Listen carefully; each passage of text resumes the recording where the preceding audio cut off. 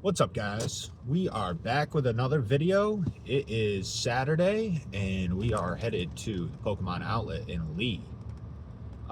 Figured I'd do a little video.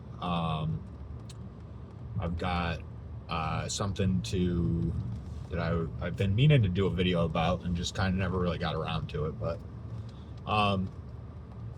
so as some of you may know, if you watch my videos regularly, or you've talked to me at shows,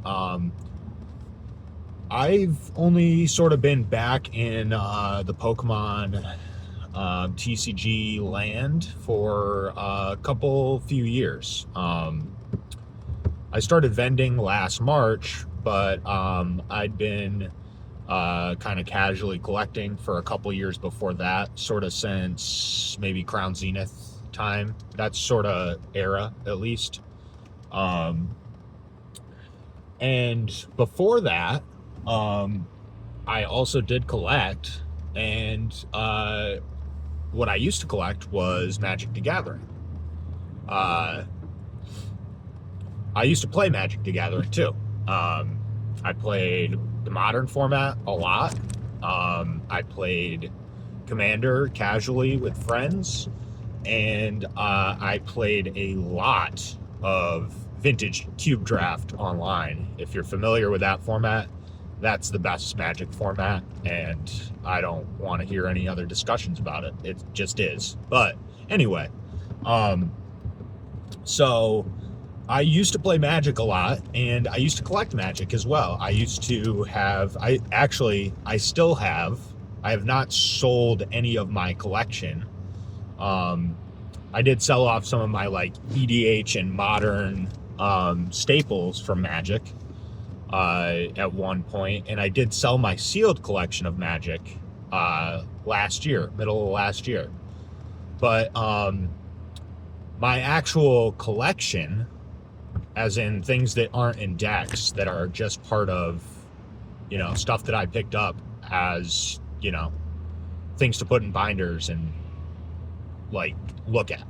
I've not sold any of that off, and that is all vintage Magic. So I still have all of that stuff. And the biggest reason, I would say, that I stopped putting money into Magic and I stopped collecting Magic was because Wizards of the Coast treats their collectors awfully. They don't take care of their collector market at all. They continually dump on the secondary market. And so, from a collector's standpoint, as somebody who, I can only justify spending a ton of money on cardboard if it holds its value, at least. So, when you have a company like Wizards, like, Hasbro, that continually does these money grabs where they just reprint old cards and devalue the current circulation of cards, which is, it's the same thing as, printing money. When you print more money, the current amount of money in circulation is devalued by however much you printed by. So it's the same thing with cards. If you print more cards, there's more supply. Demand doesn't go up because you printed more. If anything, it actually decreases demand, and so you end up devaluing the current cards in that situation. And so collectors who have these massive collections of old cards, they get caught holding the bag when you devalue cards like this, when you reprint cards. And so that's the main reason that I had to stop. Like, I couldn't justify buying cards anymore if I know that later on cards are going to cost less. And it's not like people will say things about deflation.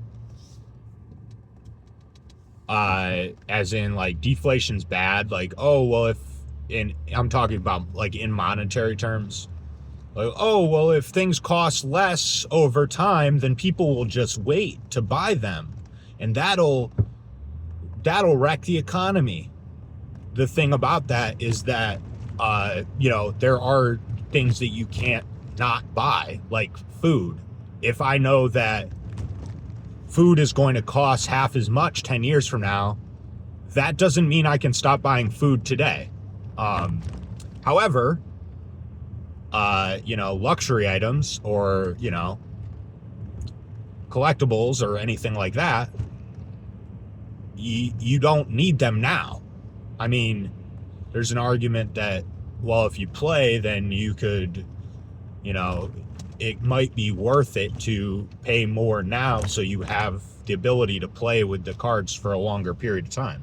But regardless, it's like, so if I know that cards are going to cost less because they're going to get reprinted, what's the incentive for me to collect now?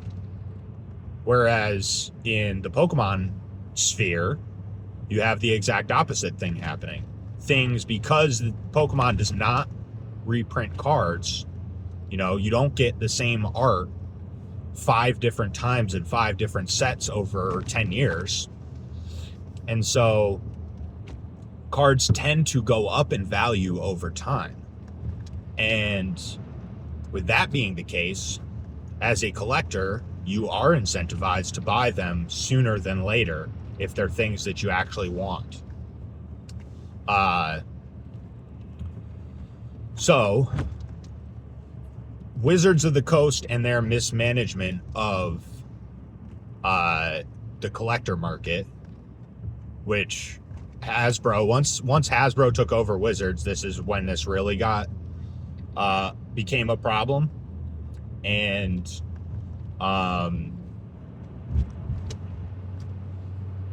when you have a company that you can't trust, it just tanks collector trust in the company, and you end up losing a big part of that collector's market. And so Hasbro, through all the reprints, lost a ton of consumer confidence in the long-term collectability of these vintage Magic cards. So that's one big half, at least half, of the reason that I got out of Magic. The other reason that I got out of Magic is that the people, many, not all, but many of the people who play the game Magic do not care about the collector market. And not only do they not care, they want Hasbro to reprint everything until it costs nothing. This is I haven't really been into other TCGs, so I don't know how widespread this is in other TCGs. The thing about Pokemon is there are cheap versions of cards that are playable in the actual playing part. The playables in Pokemon, you don't have to get the special illustration rare version to play the game. So it makes it a little easier. And Magic has kind of started to work on this, but cards values are still mostly determined by playability, aside from the collector. They have like collector booster packs now, and there's all the like crazy full arts, alt arts, all this stuff in those. And so they've started to do this now, but it doesn't really matter because they still reprint the same cards with just different arts all the time. And so anybody that is holding cards for the vintage formats, vintage, legacy, even modern, you can't really trust that those cards are going to hold value because they may just print them to oblivion. A good example of this is Fetchlands. but there's tons of other ones. But anyway, so the problem is that the player base demands this from Wizards and from Magic. And so Magic, Hasbro, Wizards, they are incentivized by these whiny players to reprint everything into oblivion until it costs nothing on the secondary market.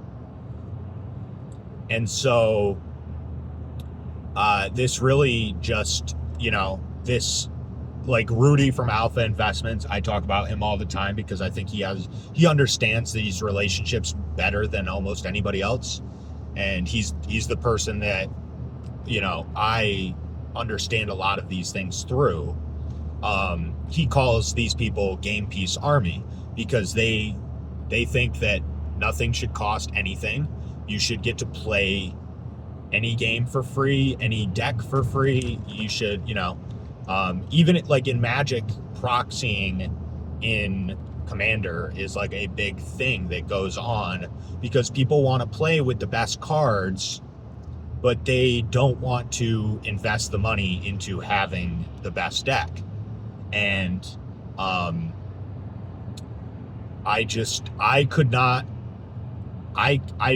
not into it. I don't like that. People think, I've had situations where people think I'm like a jerk because I don't want people playing in my pod with proxies. But it's kind of like, well, but I had to spend the money on my deck. I had to actually go out and source real cards and spend time and energy acquiring these cards, the real ones, and you want to just roll them out of your printer at home and sleeve them up and pretend it's the same thing. And to me, as a collector, I can't vibe with that. It's not my thing. I don't like it. And, I don't play anymore. So, that being what it is, it's still just like, I don't think a lot of these people understand what that does to a game long term. I don't think, and they don't care, truthfully. They just want to play whatever the best deck is, and that's fine. But I do just think the juxtaposition between the Magic collector base or player base or whatever you want to call it and the Pokemon collector base is so different, because in Pokemon there are every single person that you ever encounter at a show wants tons of cards that they cannot afford, myself included. Now, you can buy fake versions of cards, but nobody wants them. And I think that just speaks to what people in this, that's why I like the Pokemon hobby so much, is because people understand these things have value. They cost things because they're desired and because they're limited. Not everybody can have them, and that's what makes them desirable. If you reprint the card Force of Will 30 million times, nobody cares. It's literally toilet paper. And so what's the collectability of that? What's the fun in trying to acquire those? There is none. You've devalued it. Nobody cares anymore. So I think just coming from the Magic sphere, whatever you want to call it, and then coming into the Pokemon hobby has really reinvigorated my collector side, because I used to love trying to find Magic cards and buying them, building decks, getting my decks blinged out, oh, I'm going to get all the foils and the cool cards, and I'm going to get the original art of this one and that one. Oh, I'm going to fill this binder with Alpha, Beta, Arabian Nights, and Ice Age, and all of the OG sets. And just through years of being beaten down by people inside of the hobby and by Wizards, Hasbro, Magic, it just lost all its appeal to be a collector. You know, you're the bad guy at the table if you want to actually invest the time, energy, and money to get the cards that you want to run in your deck. So you're the bad guy there. You're the fool that got caught holding the bag if you want to play any format at all in the hobby. Oh, you want to play Modern? That's cool. You spent $1,500 on a deck and it took you 6 months to acquire all the cards for it. That's cool. We just reprinted everything and now it all costs a quarter of what you paid. You know, and even like if you're familiar with Magic, there's the new style cards, and then you have what are like the old border cards, which is everything 7th edition and earlier. And the old border foils specifically have a certain sheen to them, a certain look. They look amazing. They're, at least to me, my nostalgia factor when I see these is like turned up. Like I'm just like, oh, these look amazing. The 7th edition foils, the Onslaught, the Invasion, all of these, you know, the Odyssey, those sets, the foils in them, they look amazing. They're incredible. I loved collecting those. And Magic started to reprint old border foils of different cards, and you know, at first they started doing it like, oh, well, this card got printed in like 9th edition, so it was the new border, so it never even had an old border. And it was like, oh, that's kind of cool. They're gonna like do old border editions of newer cards. That's kind of cool. But then they just started reprinting everything with old borders and in foil, and it completely ruined the appeal of these old border cards that used to be kind of like collectible and hard to find and all that. So, you know, you went through this a lot of time. I went through this a lot of times in the Magic sphere. And eventually I just got sick of it and I threw up my hands and I said, I really can't justify dumping money into this anymore. Especially when it's just like, you know, if people want to play with proxies, like, more power to you. I get it. You get to play different styles of decks, all different types of cards. You can switch your deck 100 different times a week. I get the appeal to an extent, but it's just not for me. Like, the collectability, the actual scarcity, the desirability of these cards is what makes them cool. Printing stuff out of a printer so I can do the most degen stuff on the table is not fun or cool or what I enjoy. The scarcity, the difficulty to acquire, all of those things are what makes it enjoyable to me. And so once that got sucked out of Magic, it just lost it for me. And, you know, I've been actually, because vintage prices, because of this, are unsurprisingly way down. And so I've been considering starting to accumulate some of the cards that I need for a vintage cube of my own. Now, I don't have anybody to play vintage cube with. So if you're local to me, if you're in the area and you want to get together for a vintage cube pod, maybe I'll be inspired to actually build the vintage cube that I want to build.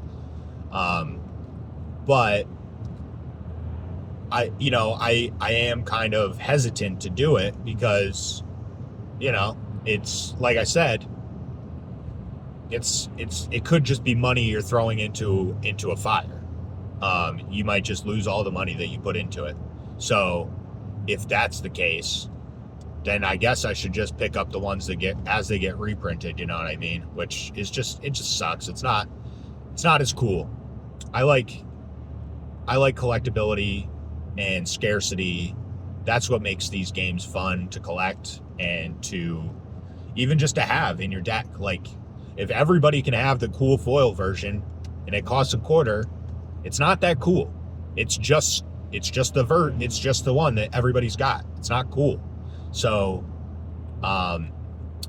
yeah, those are all the reasons that I left. And I just think that the attitudes of the people in Pokemon are so starkly different because, like I said, every single person at every single show has tons of cards that they want, that they can't acquire, and they don't complain about it. They don't bitch and moan about it.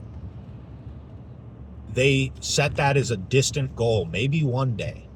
Because even if you got the card that you want today, then there'd be another card, and then there'd be another card, and then there'd be another card. The chase is the fun. That's what makes collecting fun. And to the people who don't understand that or don't agree, you're welcome to have your opinion, and you are welcome to do whatever makes you happy in the hobby. But the long-term ramifications of that attitude in a collectible card game are not great for the longevity of the card game. If One Piece, which is on its ascendant right now in the hobby, if they start acting like Wizards of the Coast and like Hasbro this early, especially in their life cycle as a TCG, they will absolutely tank values of their products, of their secondary market.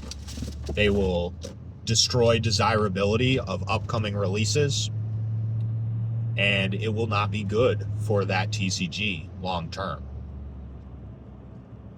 And you can acknowledge that reality, or you can just say, I want it all for free.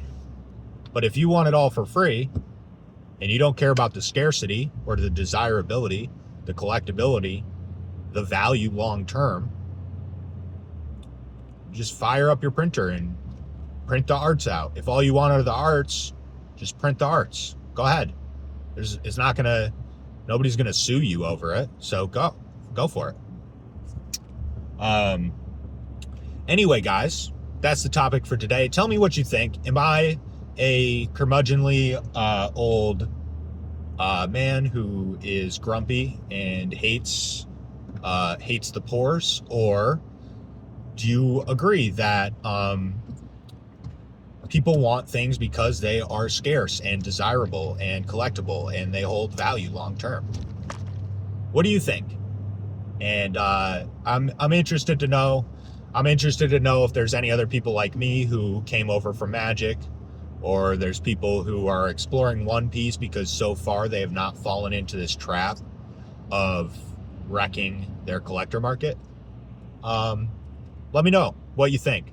I am about to be at the Lee Outlets for the whole weekend. Pull up.